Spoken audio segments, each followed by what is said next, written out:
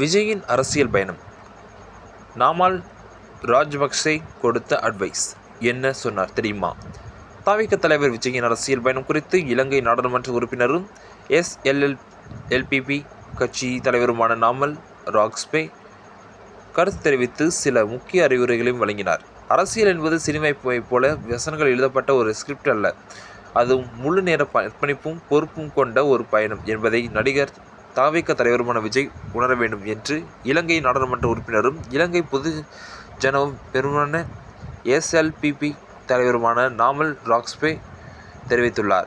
நடிகர் டு அரசியல்வாதி. நடிகராக இருந்து அரசியலுக்கு வந்துள்ள தமிழக வெற்றிக் கழக தலைவர் விஜயின் அரசியல் பயணம் குறித்து இலங்கை நாடாளுமன்ற உறுப்பினரும் இலங்கை பொதுஜன பெரும்பாலான எஸ்எல்பிபி தலைவருமான நாமல் ராஜபக்சே வெளியிட்ட விமர்சனத்தை முன்வைத்துள்ளார்.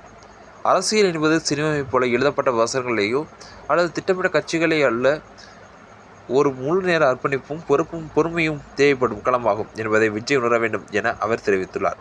விஜயின் அரசியல் பயணம். 2024 ஆண்டு பிப்ரவரி 2 தமிழக வெற்றிக் கழகத்தை தொடங்கிய விஜய் அவர்கள் இதுவரை எந்த தேர்தலையும் நேரடியாக சந்திக்கவில்லை.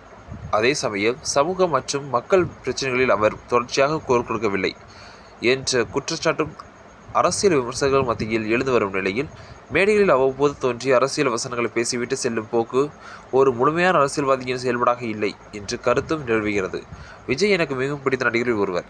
இந்த சூழலில் இந்தியா டுடே ஊடகத்திற்கு அளித்த சிறப்பு பேட்டியில் நாமல் ராஜபக்சே விஜயின் அரசியல் வருகை வரவேற்றாலும் அவரது அணுகுமுறையில் பக்குவம் தேவை என வலியுறுத்தியுள்ளார். விஜய் எனக்கு மிகவும் பிடித்த நடிகரில் ஒருவர். அவரது திரையுலக வாழ்க்கையை பல ஆண்டுகளாக கவனித்து வருகிறேன்.